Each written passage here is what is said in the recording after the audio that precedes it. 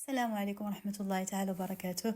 مرحبا بكم معايا في حلقة جديدة من سلسلة فوائد شحم الجمل، واللي العنوان ديالها علاج ألم والتهابات المفاصل. وفي هذه الحلقة إن شاء الله نعطيكم جوج الوصفات. بالنسبة للوصفة رقم 1 دروة الجمل زائد ورق سيدنا موسى أو الرند أو ورق الغار. الوصفة رقم 2 دروة الجمل زائد زيت الزيتون. ولكن خاصنا نعرفوا بعض الفوائد ديال ورق الغار وديال زيت الزيتون الا دمجناهم مع دروه ديال الجمل.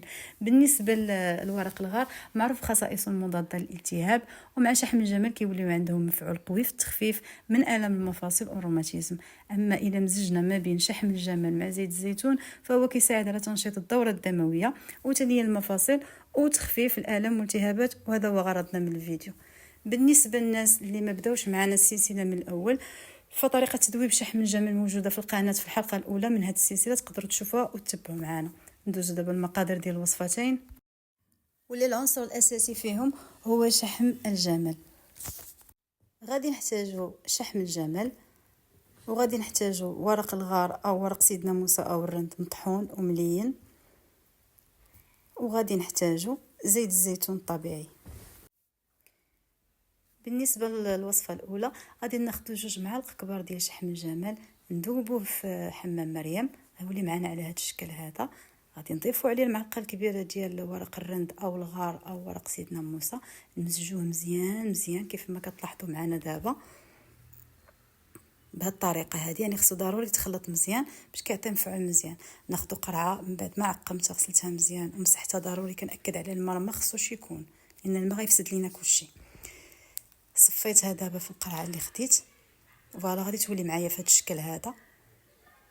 دابا هي صالحه للاستعمال.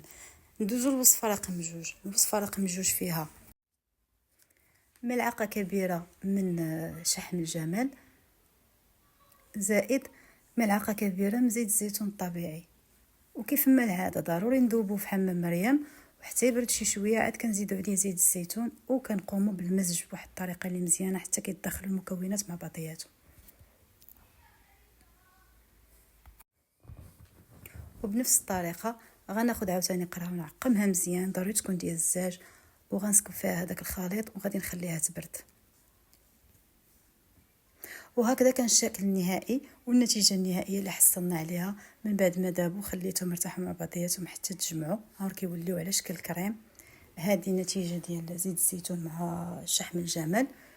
هانتوما كتشوفوا راه كيولي شكل كريمي، يعني ساهل الاستعمال.